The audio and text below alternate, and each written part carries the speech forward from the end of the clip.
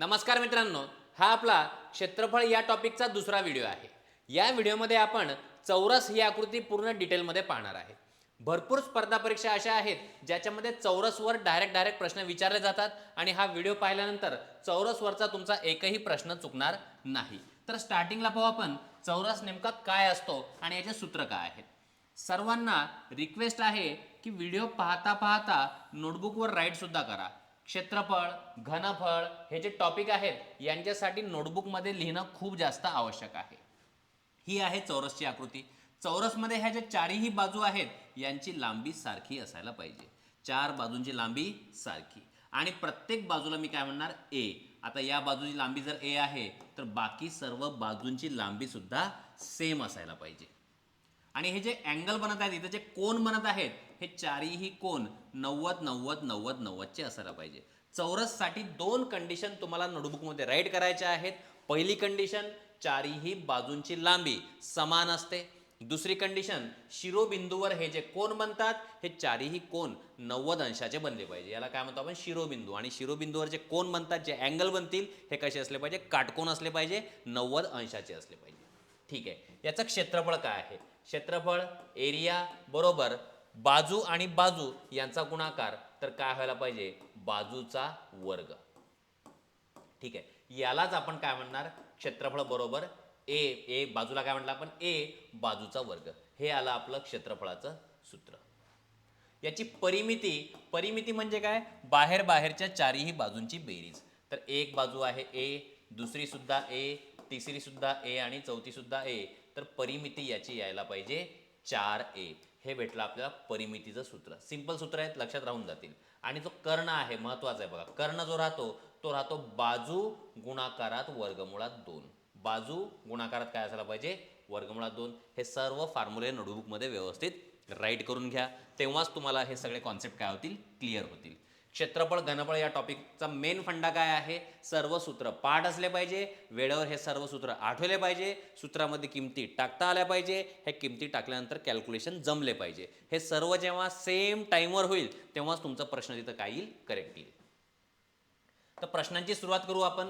एका चौरसाची बाजू किती दिलेली आहे, बाजू दिलेली आहे 12 सेंटीमीटर. तर त्याचे काय काढायचं आपल्याला, क्षेत्रफळ किती. आत्ताच पाहिलं आपण, क्षेत्रफळ बरोबर बाजूचा वर्ग.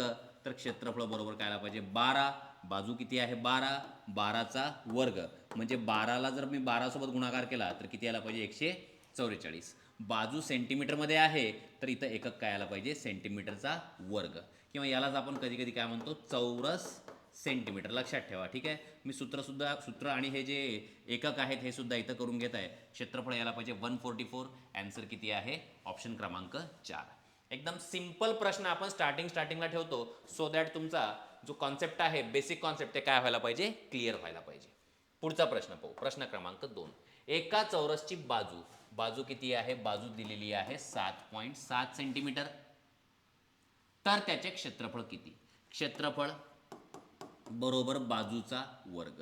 क्षेत्रफळ बरोबर बाजू आहे 7.7. याचा काय करावं लागेल आपल्याला, वर्ग करावा लागेल. तर वर्ग म्हणजे काय, त्याच संख्येसोबत काय करा, गुणाकार करा. 7 7 49, हातचे आले 4. 7 7 49, 49 आणि 4 किती होतील, 53. इथं काय येईल, 0. अगेन 7 न गुणाकार करू तर इथं पण सेम तेच यायला पाहिजे. आता करू आपण याची बेरीज. इथं येईल 9, 9 आणि 3 12, 12शी 2 हात चला 1, 5 आणि 1 6, 6 आणि 3 9 आणि हे किती आहे 5. आता इथं एक अंक सोडून पॉईंट आहे, इथे एक अंक सोडून पॉईंट आहे. 1 आणि 1 किती होतील, 2. म्हणून इथं किती अंक सोडून पॉईंट द्यावा लागेल आपल्याला, 2. 59.29 हे काय असायला पाहिजे, आपलं आन्सर. या प्रश्नामध्ये सुद्धा काय काढलंय आपण, क्षेत्रफळ काढलंय. ठीक आहे. याच्यामध्ये आपण मुद्दामून बाजू कशी घेतली, पॉईंटची घेतली. हे सर्व प्रश्न कोणत्या परीक्षेमध्ये विचारलेले आहेत. मी पुन्हा सांगत आहे, हे सगळे प्रश्न विचारलेले आहेत. मुद्दामून मी इथं परीक्षांची नावं आणले नाहीत. पुढचा प्रश्न क्रमांक 3. एका चौरसची परिमिती किती आहे, 60. परिमिती म्हणजे काय, बाहेरच्या सर्व बाजूंची बेरीज. थोडा विचार करा, परिमिती जर 60 आहे तर एका बाजूची लांबी किती येईल, 15 15 15 15. कारण की 15 15 15 15 यांचीच बेरीज 60 झाली असेल, म्हणून परिमिती 60 आहे. किंवा तुम्ही असंही करू शकता, बाजूची लांबी जर काढायची आहे तर परिमिती जी आहे 60, याला काय करा, 4 ने भाग द्या. काय होईल 4 एक 4 आणि 2 उरले 4 पंचे 20. हे काय सापडले आपल्याला बाजू सापडली. आपण काय काढलंय परिमितीवरून काय काढली परिमितीवरून काय काढली बाजू. बाजू किती आली 15 आणि आपल्याला काय काढायचं आहे क्षेत्रफळ. क्षेत्रफळ बरोबर सर्वांना माहित आहे क्षेत्रफळ बरोबर बाजूचा वर्ग म्हणजे 15चा काय करावं लागेल आपल्याला वर्ग. 15चा वर्ग सर्वांना माहित आहे किती यायला पाहिजे 225. हे आहे आपलं आन्सर. ऑप्शन क्रमांक 1 हे करेक्ट आन्सर आहे. इथं लक्षात ठेवा इथं सर्वात कामाची गोष्ट कोणती आहे परिमिती जर 60 आहे तर परिमितीला जर आपण 4 भाग दिला तर आपल्याला काय भेटायला पाहिजे बाजू भेटायला पाहिजे. नेक्स्ट पुढचा प्रश्न प्रश्न क्रमांक 4.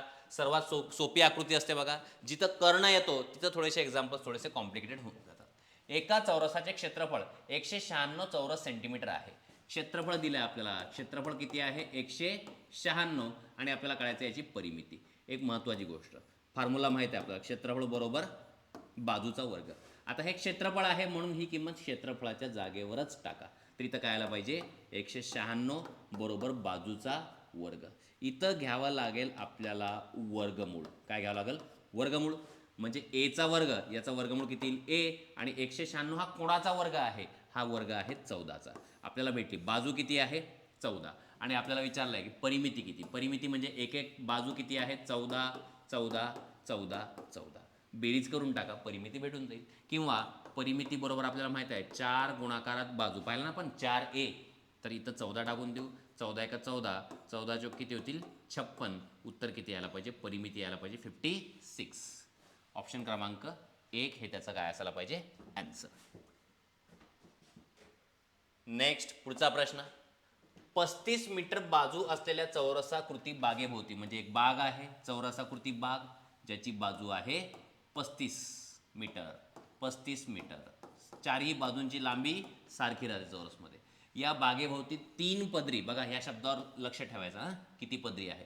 तारेचे कुंपण घालण्यासाठी किती मीटर लांबीची तार लागेल. फक्त किती मीटर लांबीची तार लागेल एवढंच विचारलंय. आपण एक काम करू आधी एक पदरी म्हणजे सिंगल राऊंड करून घेऊ आपल्याला कारण की काय बनवायचं आपल्याला इथं कुंपण एक राऊंड. तर आपण काय काढू परिमिती कारण की बाहेरच्या सर्व म्हणजे बाजूंची बेरीज म्हणजे काय परिमिती. 35 मीटर 35 मीटर 35 मीटर 35 मीटर ही काय झाली परिमिती. मग आपण काय करणार परिमिती बरोबर 4 आहे 4 गुणाकारात 35 हा गुणाकार करू 4 पंचे 20 हातच्याले 2 4 त्रिक 12 आणि 2 14 140 मीटर. पण हा सध्या काय आहे फक्त एकच वेळा राऊंड मारला आपण असा बस. तर एक वेळा राऊंड मारला तर किती आलं 140 मीटर तार लागणार. एक वेळा कुंपण करण्यासाठी आपल्याला 140 मीटर तार लागेल. बघा व्यवस्थित विचार करा परिमिती म्हणजे काय ही सर्वांची बेरीज. एक वेळा जर आपल्याला राऊंड पूर्ण करायचा आहे तर किती तार लागायला पाहिजे 140. पण इथं काय सांगितलं याच्यावर लक्ष ठेवा 3 पदरी म्हणजे मला काय करावं लागेल 140 गुणाकारात काय करावं लागेल 3 14 त्रिक किती होतील 42 आणि हा काय लागेल 0 म्हणजे मला किती मीटर तार लागायला पाहिजे 420 मीटर. बघा 140 140 140 3 वेळा असं मिळून किती तार लागेल मग आपल्याला 420 मीटर एकूण तार लागली पाहिजे. आपल्याला फक्त तारेबद्दल विचारलंय.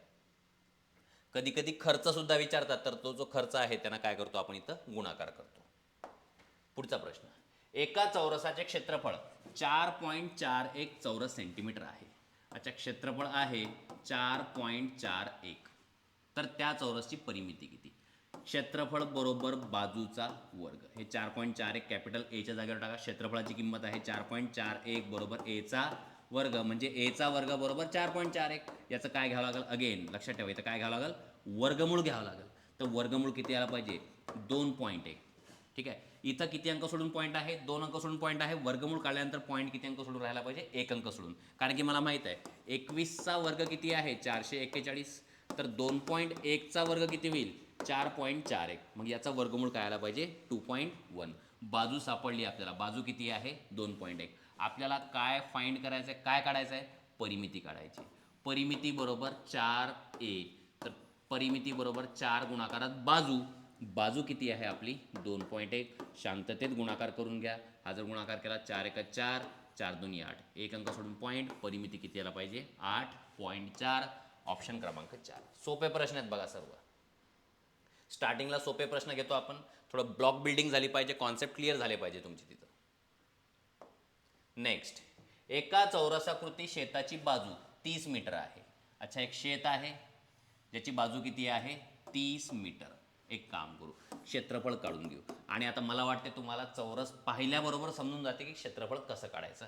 हेच शिकण्यासाठी आपण व्हिडिओ पाहत आहे. ठीक आहे, हे जमलं पाहिजे याच्यासाठीच आपण काय करत आहे, प्रॅक्टिस. बाजू जर 30 मीटर आहे तर क्षेत्रफळ किती यायला पाहिजे, 900. संपला विषय. 30 गुणिले 30 किंवा 30चा वर्ग 900.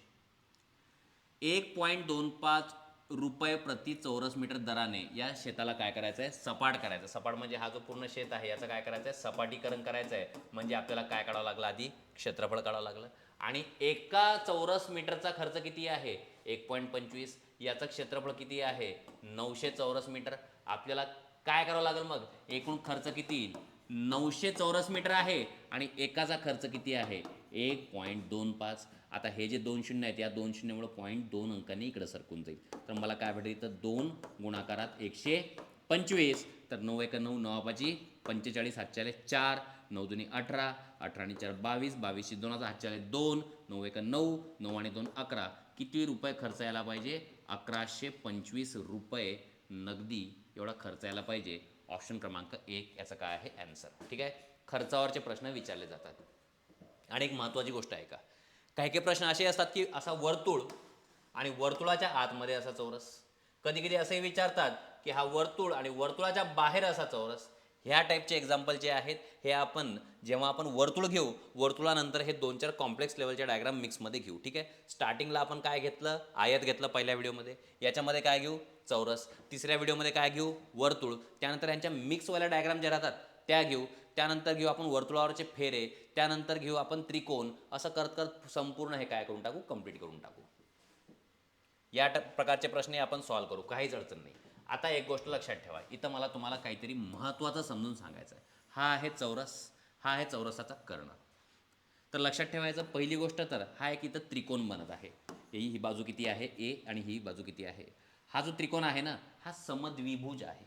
समद्विभुज म्हणजे ज्यांच्या दोन बाजूची लांबी कशी सारखी आहे. दुसरी गोष्ट लक्षात ठेवा, हा जो कोण आहे 45चा आहे, हा कोण 45चा आहे, हा जो कोण आहे 90चा आहे. म्हणजे पहिली गोष्ट, हा जो त्रिकोण बनतो हा कोणता असतो, चौरसमध्ये. चौरसमध्ये समद्विभुज असतो, ही पहिली गोष्ट लक्षात ठेवा. हा त्रिकोण एवढाच, हा एवढा, हा समद्विभुज असतो. दुसरी गोष्ट लक्षात ठेवायची, हा याचे कोण किती असतात, 45 45 90 असतात, 45 45 90. आणि हा जो कर्ण आहे हा किती यायला पाहिजे, बाजू जर ए आहे तर हे यायला पाहिजे ए वर्गमुळात 2. या प्रकारे फक्त बाजूला वर्गमुळात 2 जर गुणाकार केला तर तुम्हाला काय भेटून जायला पाहिजे, कर्ण भेटून जायला पाहिजे. अच्छा, हे कसं आलं तर बघा, मी तुम्हाला सांगतो. पायथागोरसचा प्रमेय मी तुम्हाला शिकवलेला आहे. बघा, हा जो त्रिकोण आहे त्यातला हा काय, कर्ण डी. बरं, डी बरोबर मग काय होईल, डी बरोबर वर्गमुळात त्रिकोणाची ही बाजू, याचा इथं काय येईल, एचा वर्ग, आणि इथं काय आला पाहिजे, एचा वर्ग. तर डी बरोबर काय येईल, ए वर्ग अधिक ए वर्ग 2 वर्ग. ए वर्गचं वर्गमूळ जर काढलं तर हा बाहेर येऊन जाईल. तर मला कर्ण बरोबर काय भेटायला पाहिजे, ए वर्गमुळात 2. म्हणून ह्याचं जे कर्ण आहे, कर्णाचं सूत्र असं आलेलं आहे. आणि आता एक गोष्ट लक्षात ठेवायची, बाजू जर ए आहे तर हे जो कर्ण आहे, कर्ण डायरेक्ट लिहून टाकायचा, ए वर्गमुळात 2. बघा आता काय दिलं इथं, काय सांगितलंय, 10 सेंटीमीटर बाजू. अच्छा, हा चौरस आहे, चौरसाची बाजू किती आहे, 10. तर कर्ण विचारलाय, चौरसाच्या कर्णाची लांबी किती, शांततेत 10 10 आहे, इथं काय लिहून टाकायचं, 10 वर्गमुळात 2. संपलं, एवढंच. ठीक आहे, उत्तर किती यायला पाहिजे, ऑप्शन क्रमांक 2. बाजूवरून कर्ण फक्त काय काढायचं, वर्गमुळात 2 त्याच्या बाजूला लावून टाकायचं, खतम. इथंच तुमचं काय होऊन जाईल, ॲन्सर येऊन जाईल. काय म्हटलंय मी, बाजूवरून काय काढलाय आपण, कर्ण, त्यासाठी त्याला वर्गमुळात 2 काय करायचा, गुणाकार करायचा. आणि आता बघा पुढचा प्रश्न, एका चौरसाच्या कर्णाची लांबी दिलेली आहे. कर्णाची लांबी जर दिलेली असली तर अगेन रिस्क घ्यायची नाही, शांततेत सॉल्व्ह करायचा. कारण की एक प्रश्न बी चुकला तर काय होते माहिती आहे तुम्हाला, कर्ण किती आहे, 13 वर्गमुळात 2. अच्छा, कर्णाचं एक सूत्र आहे, कर्ण बरोबर बाजू गुणाकारात वर्गमुळात 2. आता ही जी किंमत आहे 13 वर्गमुळात 2, ही कुठं जायला पाहिजे, डीच्या जागेवर. कारण की डीची किंमत किती आहे, 13 वर्गमुळात 2. तर इथं काय येईल, 13 वर्गमुळात 2 बरोबर ए, आणि हा वर्गमुळात 2 इथं आहे, हा वर्गमुळात 2 आणि हा वर्गमुळात 2 कॅन्सल होऊन जाईल. बाजू किती आली आपली, 13. बाजू आली आहे 13, आणि आपल्याला काय विचारलं, क्षेत्रफळ किती, क्षेत्रफळ बरोबर बाजूच्या वर्ग. बाजू किती आहे, बाजू आहे आपली 13, इथं काढू आपण 13चा वर्ग. 13चा वर्ग किती यायला पाहिजे, 169. आहे का, बिलकुल ऑप्शनमध्ये आहे. 169. आणि हे थोडंसं लक्षात ठेवण्यासारखं आहे, इथं कन्फ्युजन नाही व्हायला पाहिजे.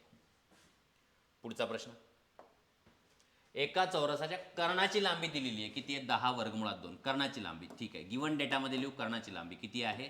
10 छेद वर्गमुळात 2. कर्णाच्या लांबीचं सूत्र काय आहे? डी बाजू वर्गमुळात 2. ही जी किंमत आहे इथं ठेवून द्या. काय होईल? 10 छेद वर्गमुळात 2 बरोबर इथं काय येईल? ए, आणि हा काय? वर्गमुळात 2. वर्गमुळात 2 वर्गमुळात कॅन्सल नका करू. इथं हा जो वर्गमुळात 2 आहे असा खाली जाईल. म्हणजे काय भेटेल आपल्याला बघा? ए बरोबर वर कोण आहे? 10.